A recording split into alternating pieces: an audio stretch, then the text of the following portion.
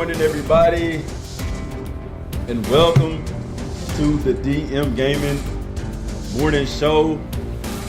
October 1st, 2017, y'all. Got a lot to talk about today. Got a lot going on today. So just sit back, relax, and enjoy the show. This is the DM Gaming Morning Show.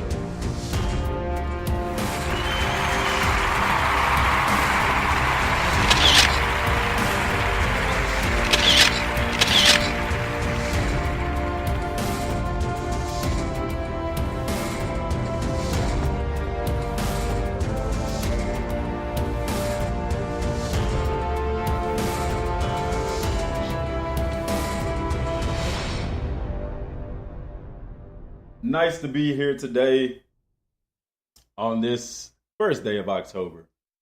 Before we get anything started, I would like to send out my condolences in the DM gaming community. We would like to send out our condolences. Our thoughts and our prayers go out to the people in Las Vegas.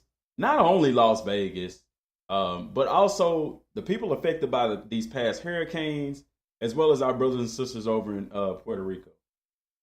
But this most recent thing happened in Vegas. It was a gunman. More details are coming out about it, but if you haven't been aware or if you haven't heard this morning, there was a gunman that opened fire on a huge crowd of people. I want to say at a music festival there on the Las Vegas Strip. So far, there's reports of over 200 people injured and over 50 who have lost their lives.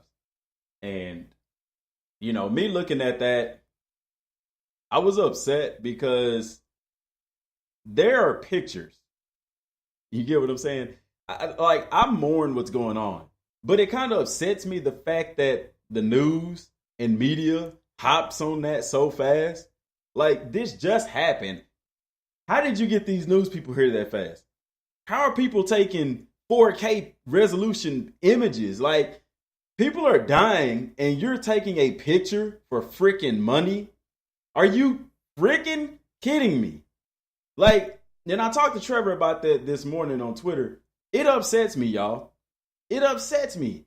I don't understand that. I understand people, well, that's how our history is documented and things like that. But I could not find myself with a camera while people are losing their life snapping pictures for money, because that's what it's for. It ain't for your scrapbook. Oh man, this is going down. This is going to make news. I got to sell this. It's very upsetting and it's very off-putting. It is, man. I'm so serious, y'all. That upsets me. That is very, very upsetting. People are losing their life and you're trying to take a picture or you're trying to get a story. Because let's be real, the media people that are there, they're not there because they care. No, they're there for money. This is a late breaking story. We're going to be the first news station to get the scoop on this. It's disgusting. And it was the same way with the anthem protest. Well, not anthem protest, the protest during the anthem. Even Aaron Rodgers tweeted out a picture. Everybody's outraged over people in the NFL taking a knee, but nobody's saying anything about these cameramen on the knee taking pictures and video. For what? Money, because they knew it was going to make news. Jerry Jones even going to the extent of chasing down a cameraman just so he can get them on camera. Journalism is not what it used to be. And it is disgusting. It is distasteful. And the media needs to be boycotted. People trying to boycott the NFL, the NCAA, whatever. The nation is where it is, largely in part right now because of the media. Because number one, they don't always report facts. And they're going to say stuff that's going to get them views and ratings. Because at the end of the day, it's all about money. Y'all ever hear me? I always say, y'all, there's a certain thing called truth hidden in fiction. And if you watch the movie Anchorman 2, and I know it's a comedy, but they put true stuff in comedy. That's why it's comedy. Comedy is basically laughing at real life situations. But if you watch Anchorman Part 2, you know, they're in a news station. This is the time when 24-hour news channels were starting to come out. And they're bringing stuff to the table and they're like, this just isn't good enough. And Will Ferrell's character says, why don't we tell them what they want to hear instead of what they need to hear? And the guy was like, basically, at first he was shocked. He's like, that's not going to work. He was like, oh, it's the most brilliant thing I ever heard. And so then they started reporting on the type of stuff that we see today. It's not stuff that people need to hear. It's stuff that people want to hear. People want to hear about drama, lies, scandal. It's appalling. The media is distasteful and it's disgusting. But I digress. Our thoughts and prayers from the DM gaming community goes out to those affected by this. All of us should be affected because we Americans. But for those who are directly affected, for those of y'all who may have lost loved ones or have somebody hurt, our thoughts and our prayers are with y'all. Because like I told Trevor, if somebody is that angry that they want to take other people's lives, try taking your own life first. Now, I'm not, I know that sounds distasteful to say, but if you are to the point where you want to take other people's lives just because your life is in shambles, take yours. Nobody deserves that. Nobody deserves that. But y'all, in other news, we're not in other news. Let's get some. Let's change the mood up a little bit. We got all that stuff out. All right. So, in sports news, college football, what a week. What a week for college football, and what a week for NFL football. As we talked about earlier in last week's couple of last shows in last week, that the NFL was going to have a slew of great games as well as college football. So we'll start with college football, some of the top 25 games from this past weekend. Everybody knows we kind of went over it in the college football show, but there was some games that hadn't played yet while we talked about that. Be that as it may, Miami, as we all know, defeated Duke. Duke was undefeated going into that game. Miami won 31-6. The biggest upset in the college football world this past weekend, and pretty much the only upset, was Washington State defeating USC 27-30. Yes, 27-30. And I know what people are going to say. Wait, DM, what about the LSU and Troy game? Yes, LSU lost to Troy this past weekend. However, I don't look at that game as an upset because LSU hadn't been good. LSU just hadn't been good. Troy Trojans beat LSU. Not to mention, if you watch the game, Troy was ahead for most of the game. It wasn't like Troy kept coming back to fight back. No, Troy was actually ahead, 10-0 at one point or 14-0 at one point. So, and if you look at LSU, they got new coach, they got new offense. They're not playing LSU football, and people can't expect them to. When you have a different coach, you're gonna have a different mentality. You're gonna have a different system. Not only that, but he's playing with players that he didn't recruit. So these players may not fit his scheme, because I know a lot of people are talking about LSU's offensive line and defensive line, that they're not LSU-esque like they used to be. Well, they may be if they were playing in Les Miles' system, but they're not in his system. You get what I'm saying? So you can't look at that. I mean, it's just like Texas.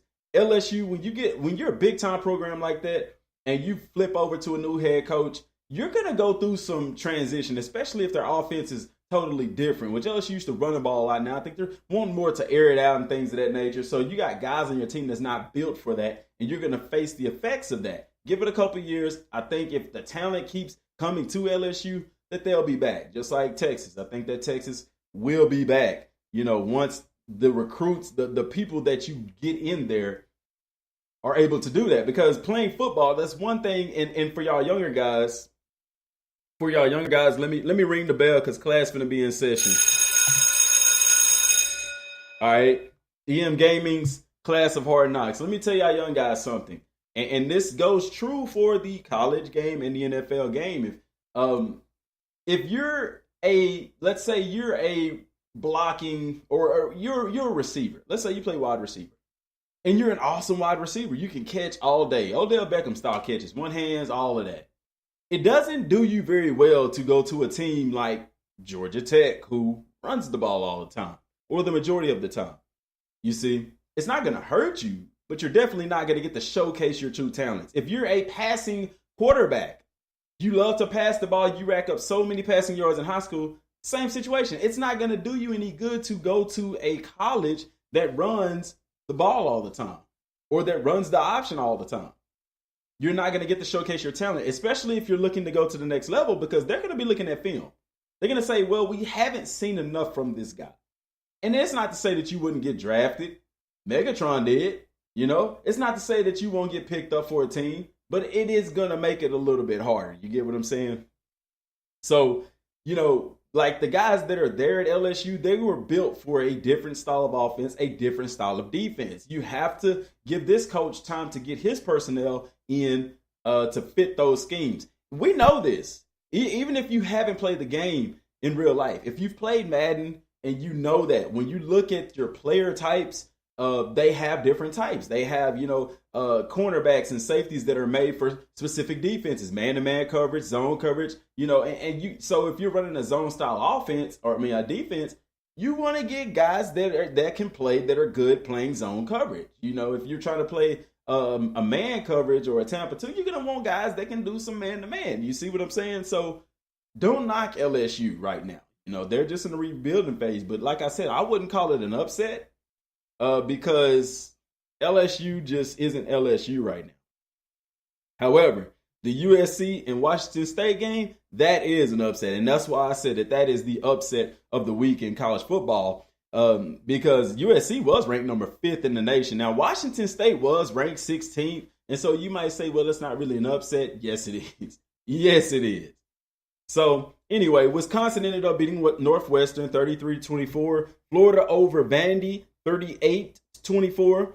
South Florida stomped East Carolina 61-31. But if you watch that game, the score didn't. It was a lot closer. It felt like it was a lot closer than that. North Carolina State over Syracuse, 33-25. Louisville over Murray State, 55-10. Georgia over Tennessee, 41-0. Tennessee is going to have to get it together there in Knoxville, because if not, man, it's not going to be pretty. Those fans are kind of like Philly fans. If you're winning, it's all good. But when you're losing, they're not very happy about that. The Penn State Nittany Lions with the big win, 45-14. Saquon Barkley took the opening kickoff 98 yards for a touchdown. And y'all, it's something that I noticed about him. He is a good back. Don't get me wrong. Like I said, I think in my personal opinion, I feel like he struggles running between the tackles.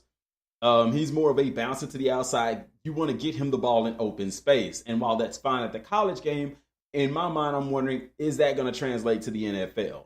It could, it couldn't. I think that he would make a good slot receiver because he definitely has hands. He can catch. I would work on his hands and put him at a slot receiver as opposed to putting him as a running back. If I have him at running back, I would like to make him my third down back because he's able to catch the ball out of the backfield. I don't see Saquon Barkley being a every down back in the next level simply because, like I said, in my opinion, he struggles to run and be effective between the tackles. For his size and his strength, you wouldn't think that would be an issue, but I think he relies more on his agility, his quickness, and his speed, and bounces a lot of plays to the outside. And he doesn't have breakaway speed. I haven't seen it. I mean, even in the kickoff return, yeah, you might say, well, you run 98 yards, you're not going to break away either. But you could put film on guys like Devin Hester and Tavon Austin, and you can see what breakaway speed looks like. I mean, these guys would run twice the length of the field running sideways, So, but needless to say, still a good back for the college level, definitely a Heisman candidate, and they come away with the win 45-14. Notre Dame 52-17 victory over Miami of Ohio. Auburn and Mississippi State. Auburn won 49-10, and a game that I honestly thought was going to be a lot closer than that. But Mississippi State beating LSU gave them a lot of hype. But with Troy also beating LSU, it kind of takes away from Mississippi State beating them. It's like, okay, if Troy can beat them, then y'all definitely should have beaten them. You get what I'm saying? The Maine and UCF game, of course, that game was canceled, as we all know. UCF actually played Memphis this game instead of Maine. Because, conference game, they don't want to cancel a conference game. So, they played Memphis because it's a conference game. They canceled the non-conference game. But anyway, UCF came away with the victory 40-13 in a Memphis team that Memphis, they played very well earlier in the season. It's surprising that UCF was able to beat them the way that they were. Ohio State, no trouble with Rutgers, 56-0 shutout. Washington, no trouble with Oregon State, 42-7 victory there. And Texas Tech and Oklahoma State. Now, this game, if you watched it, it was a very good game. You know that Texas Tech has the ability to sneak up on some people. Me personally, I didn't think that the game was going to be as close as it was. I kind of thought Oklahoma State would kind of run away with it, but not the case. Cliff Kingsbury is the head coach there, former quarterback of Texas Tech, and he actually put up a pretty good fight. But Oklahoma State still come away with the victory, 41-34. Mississippi State and Alabama. Alabama just walking away with that one, y'all. 66-3, and that was a game that I talked about, that I said that, it's going to be a good game. I thought it was going to be a game. Ole Miss has the potential to play better against Alabama as they have in the past, but not this time. Alabama was like, no, we have literally got to separate ourselves from the rest of the pack. And then Clemson and Virginia Tech, that was a very good game. Clemson coming away with the victory 31-17 in a night game in Blacksburg.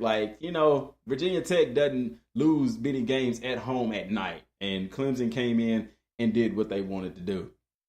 Also, San Diego State remains at the top of where they're at. They won 34-28 against a very good Northern Illinois team. Very good game there as well.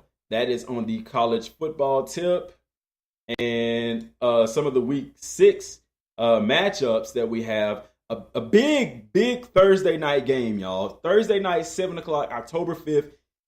If you love college football, you are going to want to watch this game as Louisville face off against North Carolina State. Now, the new rankings aren't out yet, so we'll go over that when they come out. But Louisville, North Carolina State, don't expect Louisville to just roll over NC State. NC State is not one of the most well-known programs for being dominant, but they are definitely a program that is good in their own right, and they've beaten some pretty top-notch opponents, so you definitely don't want to count them off. Georgia faces off against Vanderbilt, and then you have Iowa State playing Oklahoma. Iowa State coming off of that loss against Texas. Oklahoma just riding the wave right now. They're doing very well. Clemson faces off against Wake Forest. Everybody's picking Clemson to win that one, but I don't know, man. And me in college football, I don't think any win is guaranteed, because it's just that type of atmosphere. Wake Forest, also in the ACC, they play Clemson a lot. They know Clemson. It's going to be very interesting to see that game. However, I'm still picking Clemson to win that one. Penn State against Northwestern. I'm putting Penn State on upset alert this week. Northwestern is a team that can sneak up on people if they are not prepared, and they're playing at home. I'm putting them on upset alert, but if the Penn State Nittany Lions can come in and prepare for that game, they'll walk away with the victory. Ole Miss faces Auburn. Ole Miss coming off licking their chops after a 66-3 loss against Alabama. Auburn coming off of a big-time win. Everybody's picking Auburn for this one. I'm picking Auburn for this one. But like I said with Penn State, if you don't come prepared, it's the SEC at the end of the day. You can lose. A good game in the Big 12 is West Virginia faces off against TCU. TCU coming off of a huge win against Oklahoma State. It's going to be very interesting, that game right there. Something you want to pay attention to. TCU kind of holds their own cards right now in the Big 12, knocking off one of the big-time knocking off the top team in the Big 12 in Oklahoma State. It's going to be very interesting to see that game as well. Miami facing off against Florida State. Now, if you ask me earlier in the year, week 1, who's going to win that game, I would pick Florida State hands down because of their awesome quarterback, but he's hurt. They got other injuries plaguing the team, so I don't know. Miami has a chance to take this one from Florida State. Also, Notre Dame facing off against UNC. North Carolina, Notre Dame, picking them to win that one right there. Interesting matchup in the SEC as Florida faces off against LSU. While Florida's having a better year than LSU, LSU's coming off of 2 pretty embarrassing losses to Mississippi State, which isn't so embarrassing because Mississippi State is a decent ball club. But coming off of that big loss last week to Troy, I think that LSU bounces back, and I think they actually beat Florida in this game. So I'm picking LSU over Florida on that one. in some Pac-12 matchup, USC facing off against Oregon State. I think that USC goes into this game with their heads back on their shoulders, humbled after the upset against Washington State, and they thrash Oregon State. I'm picking the Trojans against Oregon State. I'm picking the Trojans for the win in that one.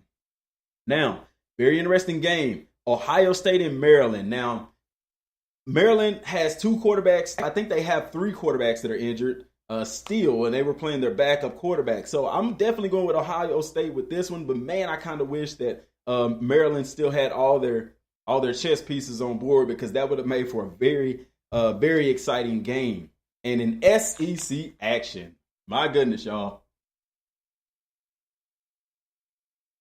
Alabama against Texas A&M. Sorry, I had to give me a drink, man. All this talking in my mouth dry. Alabama against Texas A&M. I don't see Alabama having issues with A&M. They ain't got Menzel. A&M, to me, doesn't have the pieces needed to beat Alabama.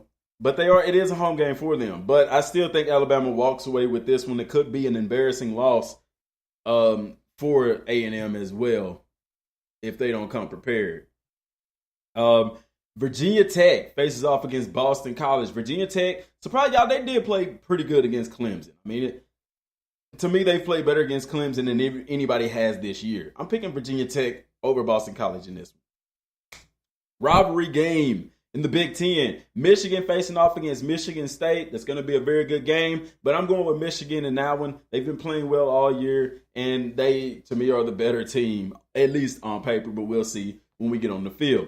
In the Pac-12, a big-time matchup. To me, the game of the week in the Pac-12, Oregon versus Washington State. Washington State still unbeaten, coming off of a huge upset against USC. However, they're playing an extremely fast Oregon Duck team that, to me, has the fastest team in the Pac-12, if not in the country. It's a game in Eugene, 7 o'clock at night, Autzen Stadium. Y'all know Oregon, my boys. Y'all, I got to go with Oregon on this one. I think this is where Washington gets that goose egg taken away and gets that one put in that loss column there. I'm picking Oregon in that one.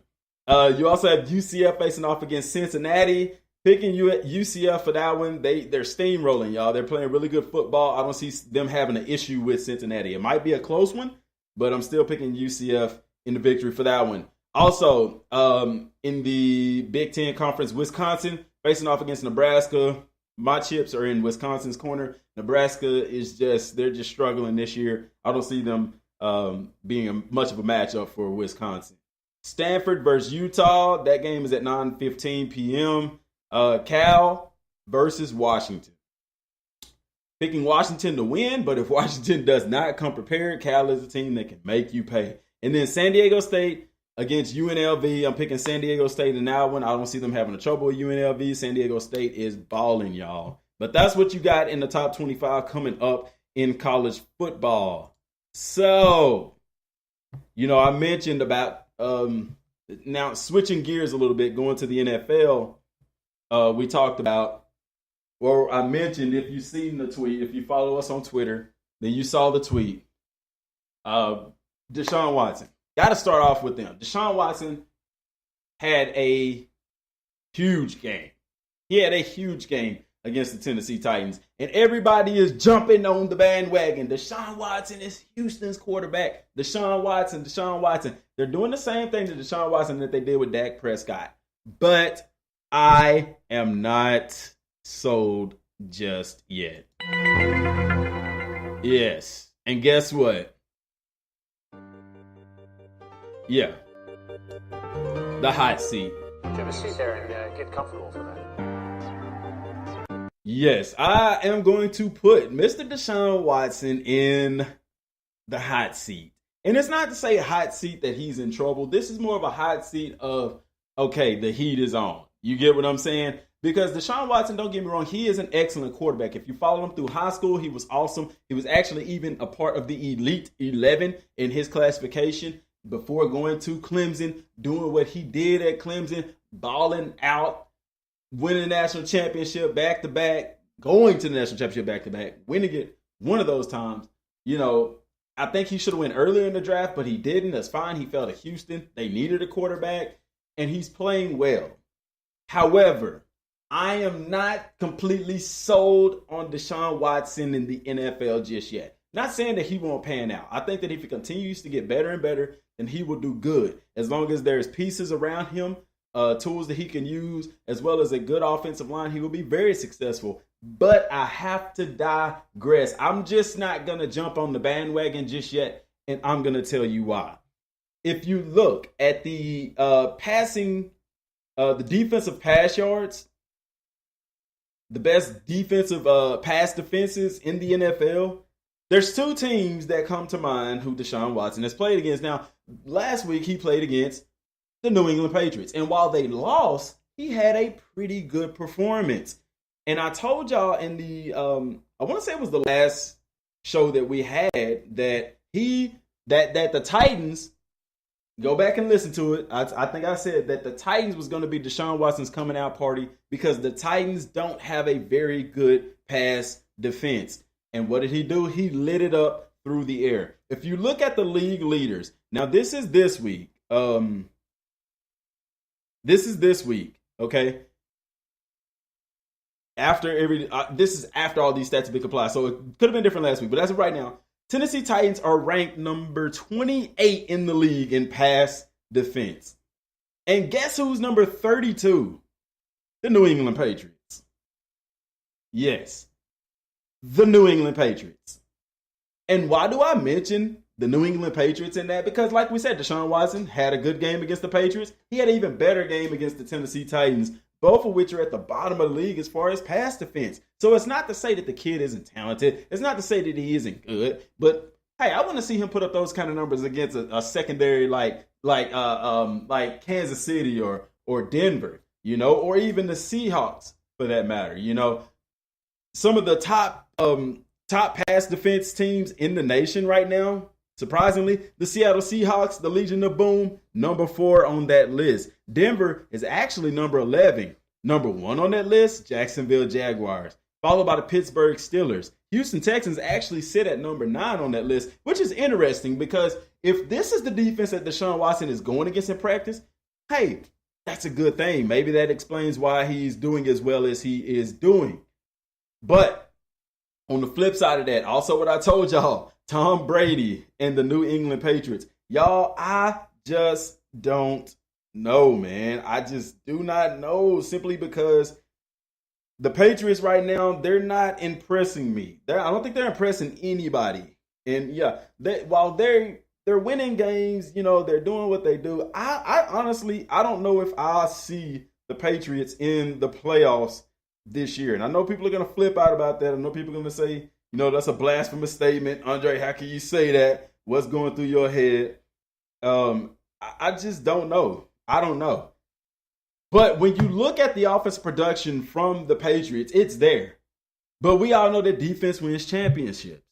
And with the Patriots struggling against a Deshaun Watson-led offense, and not only that, they lose against Cam Newton and the Panthers.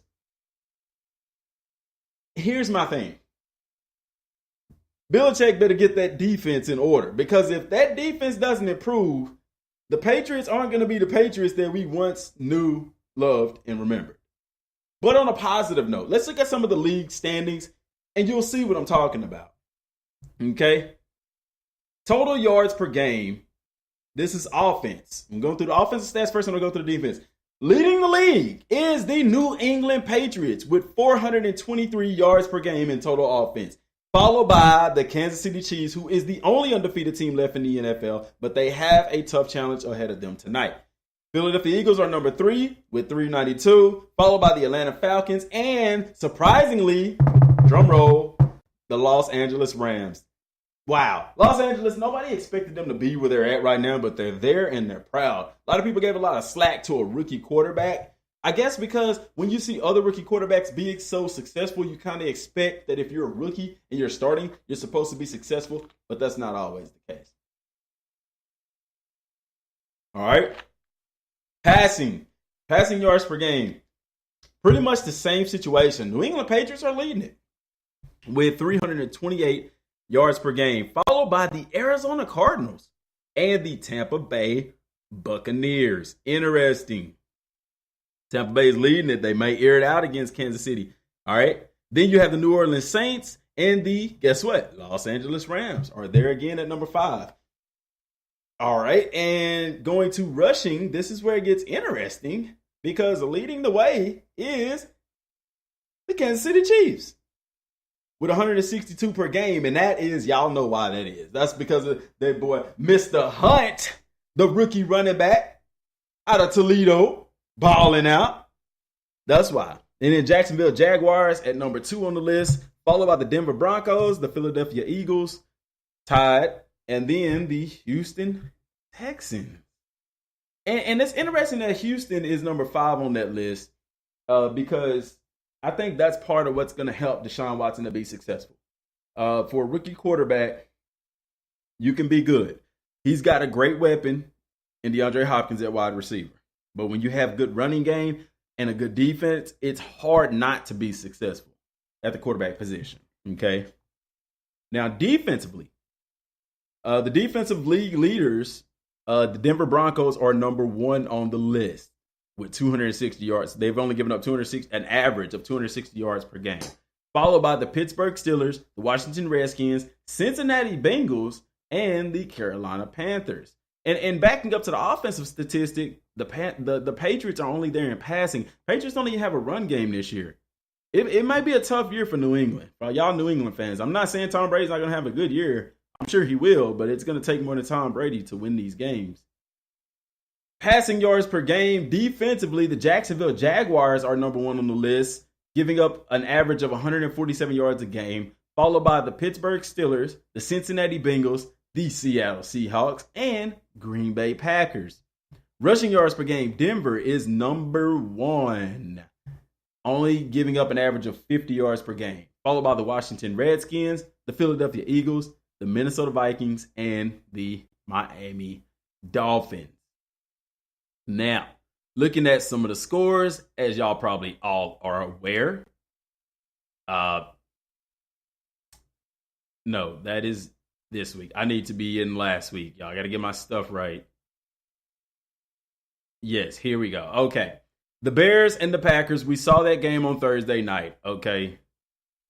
The Packers won that one 35-14. We talked about that game a little bit.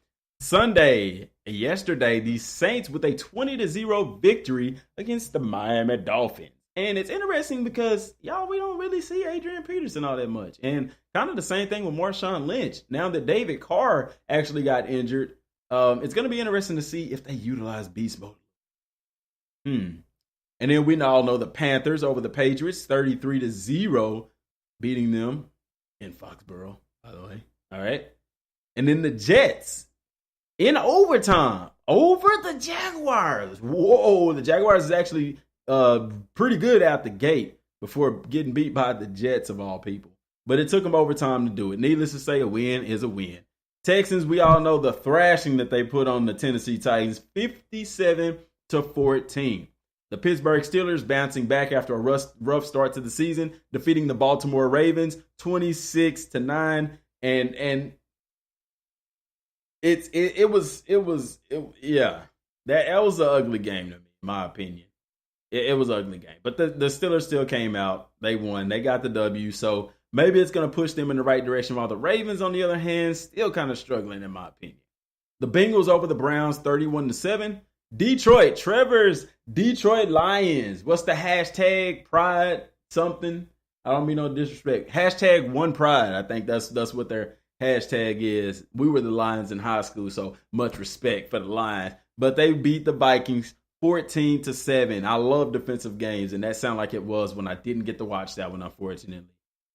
The Rams over the Cowboys. And y'all, I'm not laughing because it's the Cowboys.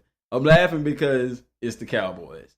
The Rams is one of the most underrated teams in the NFL right now, in my opinion, and largely because of the slack that they got last year. And the fan support really isn't there for the Rams, but I have to digress. They kicking butt, so you can expect that it's going to be some butts in them seats. The Cowboys in my opinion, I honestly, y'all, I believe they need to change gears. Because with the success that they had, even last year with Ezekiel Elliott and Dak Prescott, still not going far in the playoffs, like it's time for a coaching change. Any other organization would have had another coach. And y'all, don't get me wrong, I'm all for giving a coach some time to do some things. But Jason Garrett there in the Cowboys, he has had ample time to get things done, and he's not getting it done. And I think largely the reason that he's still there is because Jerry Jones don't care about wins and losses, because the Cowboy fans, they don't care if they go 0-17. They gonna be right there every year at the start of the year saying, we them boys, this our season. And it's not. It hasn't been in what, 20 years? A long time, okay? Y'all need to get a new head coach. Let's just be real, okay? The Bills with the upset against the Atlanta Falcons, and Buffalo is making some noise, y'all. Buffalo is actually leading their division, the same division with the New England Patriots. Yes, the Bills are atop the division. Tyrod Taylor stepping into his own and giving the Falcons a loss, 23-17. Philly against the Chargers, defeating the Chargers, who are struggling horribly this season. But they almost had a W. Almost don't count those. Final score of that game, 26-24. The Arizona Cardinals with a very close game, actually in overtime, 18-15, in which, if I'm not mistaken, nobody scored a touchdown. It was all field goals. Yeah, I think it was, 9 field goals between the two? Something like that. Yeah. Not kidding. Go check it out. Yes. Tampa Bay Buccaneers against the New York Giants. Oh my gosh, the Giants, y'all, they are in trouble. If you're a Giants fan, I plead for you, because, oh my gosh, is it Eli Manning? Is it the offense? Is it the defense? I don't know. Tampa Bay Buccaneers walk away with the win 25-23. And like we said before, the Giants are in the hot seat, man, and it's going to be tough, They need to find out what's going on, and they need to fix it. I think part of it is their flamboyant wide receiver that seems like he's worried more about himself than the team, but I'm not in that locker room, so I don't know. The Denver Broncos, 16-0 victory over the Oakland Raiders, and like we said, David Carr went out in that game. Ended up being back spasms, y'all, but they're still reported to do an MRI on him to make sure that it's not something more serious. I was listening to an interview that he did, and the coach asked about it. They were asking him and the coach about it. They didn't sound too sure that it was something more than back spasms. Like, I don't know. So we'll see how that works out. The Seahawks, Seattle, baby, Legion of Boom. My boy Richard Sherman, Cam Chancellor, Earl Thomas doing the thing against the Colts, 46-18. And the Colts, to me, I don't know, y'all. Could they be considered the worst team in the NFL right now? Andrew Luck's out. It's just tough for him right now. And then tonight, our Monday night game, which is going to be a very good matchup between the Kansas City Chiefs and the Washington Redskins. Can the Chiefs stay undefeated? I don't know. We'll find out. 7:30 tonight on Monday Night Football. And that's all we got for the NFL. That's all we got for college. That's all we got for the DM Gamer Morning Show. But one more thing, y'all. Big shout out to everybody that's supporting and retweeting and getting the message out about the NCAA Football 14. Y'all, we are trying to get as many votes as we can so that we can get this game backwards compatible for the Xbox and the PlayStation. Now, I know people are saying, wait, PlayStation? Yeah, look at it like this, y'all. I'm telling you. And big shout out to Ryan Moody for, he even made a video about it. Y'all go check him out. Subscribe to his channel. Big shout out to Flim. Big shout out to Trevor, Antonio, Lonnie. Gosh, big shout out to everybody. Everybody that's retweeted. Been trying to get some of the bigger guys out there. They got a little bit more muscle as far as people that they can reach. But they're not retweeting.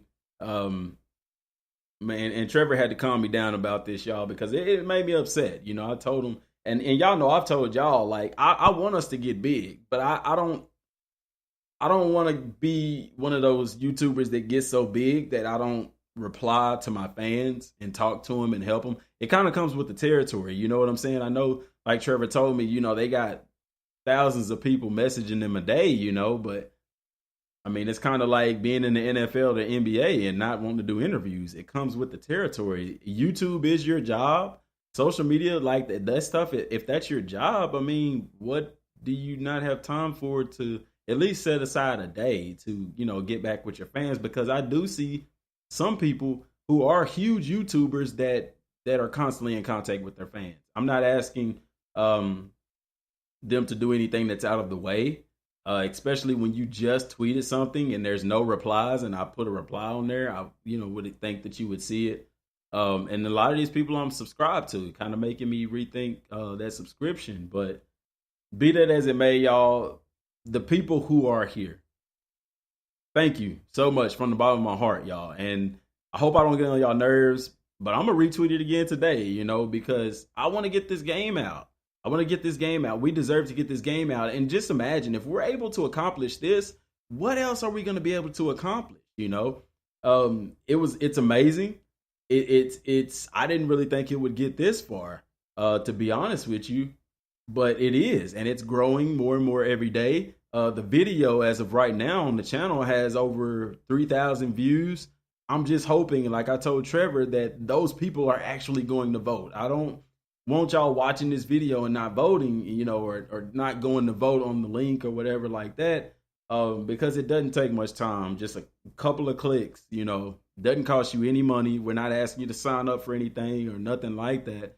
The whole thing about subscribing and following is for the contest to win the 3-month PlayStation Plus or the 3-month Xbox Live Gold thing. But as far as voting, we're not asking for anything for that. We're just trying to help out the community.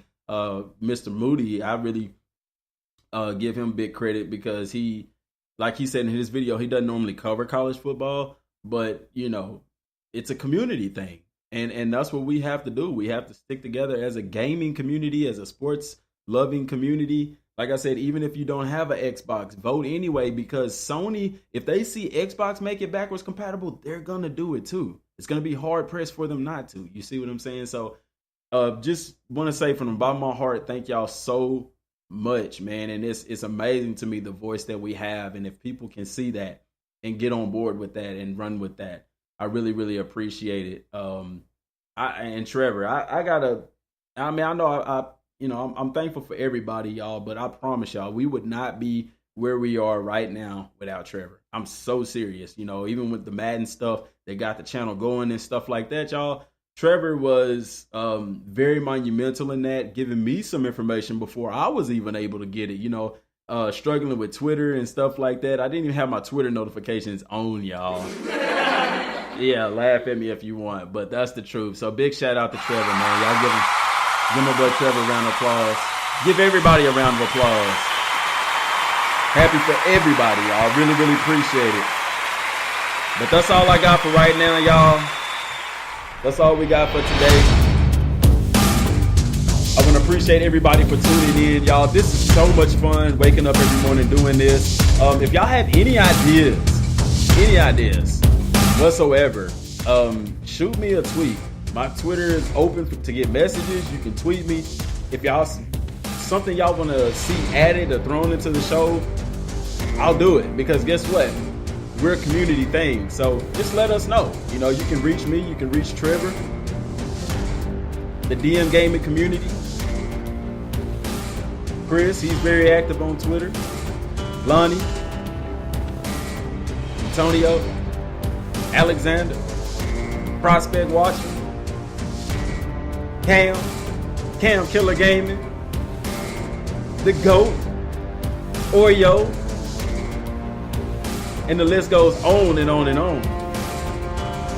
Till next time, y'all. And God bless.